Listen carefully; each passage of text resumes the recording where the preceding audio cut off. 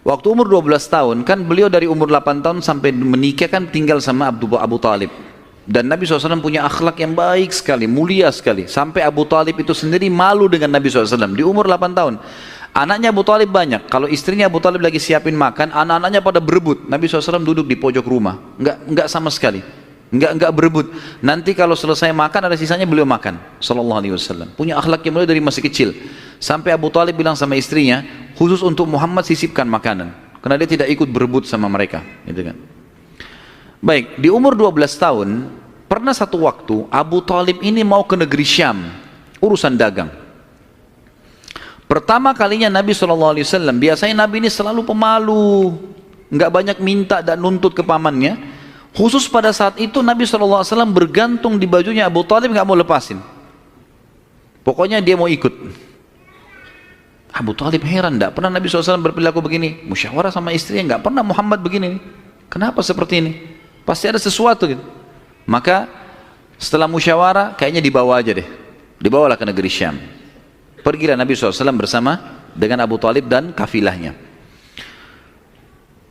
Pada saat mau tiba di negeri Syam, sebelum tiba di negeri Syam, kafilah ini melewatin sebuah gereja teman-teman sekalian. Dan di situ ada satu pendeta bernama Bahira.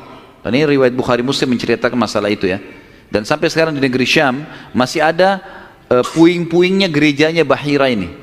Pada saat itu di zaman Nabi SAW ada gereja ini dan sampai sekarang masih ada sisa puingnya. Saya pernah lihat cuplikannya sendiri, ada sisa puingnya di negeri Syam. Tepatnya di Syria ya. Kemudian teman-teman sekalian, pada saat melewatin kafilah ini melewatin gereja, si Bahira ini kepala pendeta di gereja itu memang lagi nunggu informasi tentang Nabi terakhir nih. Dia ngeliat-liat di jendela gerejanya, setiap kafilah lewat dilihat sama dia, terutama yang dari Jazirah Arab. Waktu secara kebetulan dengan hikmah ilahi lewat kafilahnya Abu Talib, dan kafilah ini agak berbeda dengan yang lainnya. Kafilah itu berarti 3 unta ke atas ya, baru dinamakan kafilah. 3 ekor unta ke atas baru dinamakan kafilah.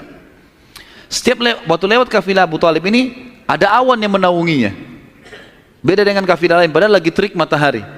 Dan tidak sengaja kafilah Abu Talib istirahat di sebelah gereja dan ada pohon-pohon kurma yang berderet, itu semuanya seperti menundukkan daun-daunnya ke kafilah itu. Pendeta ini perhatikan, kafilah tanya ini, kirim satu orang, tanya mereka kafilah dari mana nih? Jawabannya dari Jazirah Arab. Dari mana? Dari kota Mekah. Kata Bahira, hidangkan makanan sebaik mungkin di gereja, undang semua kafilah ini masuk makan. Diundanglah. Ringkas cerita, masuklah mereka untuk makan, dan pada saat satu kafilah ini masuk, yang ditinggalkan di situ hanya Nabi SAW. Nabi nggak boleh masuk karena tradisi orang Arab dulu aib kalau anak kecil ikut makan. Nanti selesai orang tua makan baru makan. Tapi ini tradisi jahiliyah. Kalau sekarang antum lakukan, antum juga jahiliyah.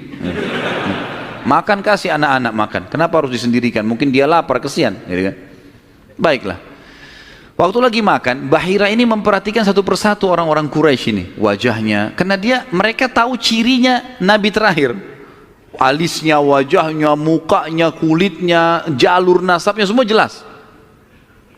Tidak semua, tidak ada tanda-tanda kenabiannya. Ini mukanya muka biasa semua.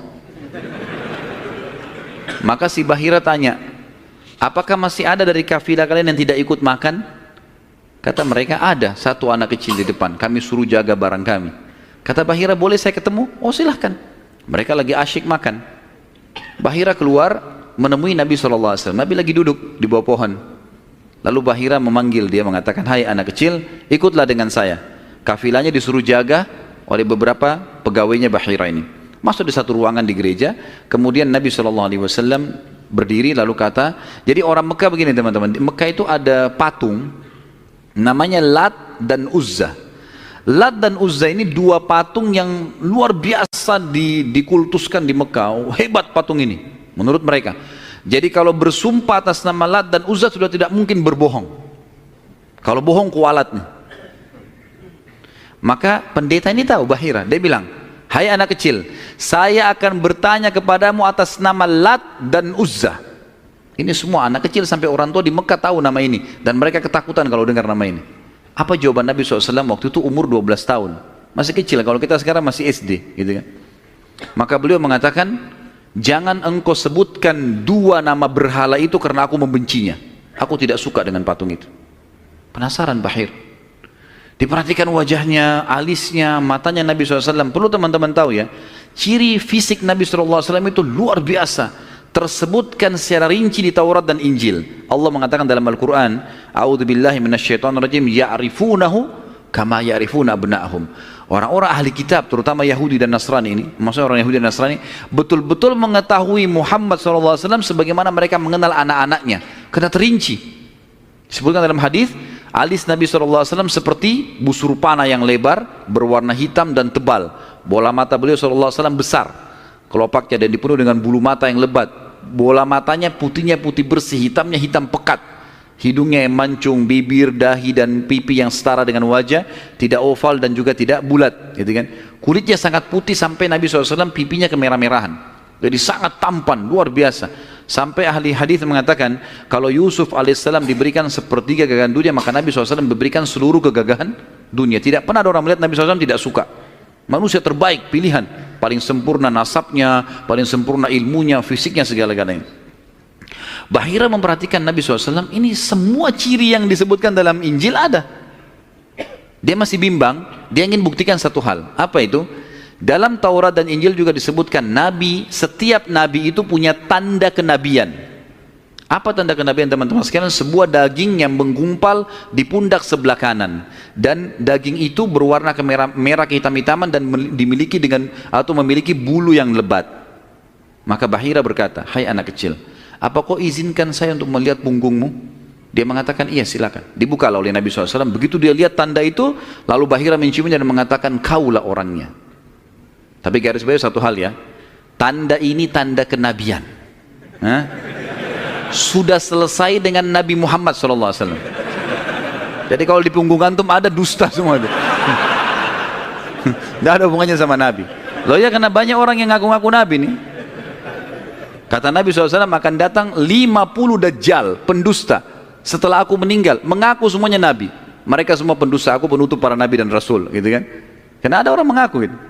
Jadi ini khas untuk Nabi-Nabi dan sudah ditutup dengan Nabi Muhammad SAW. Sudah habis ceritanya. Nah, jadi kalau ada yang gumpal-gumpal tuh daging numpang aja.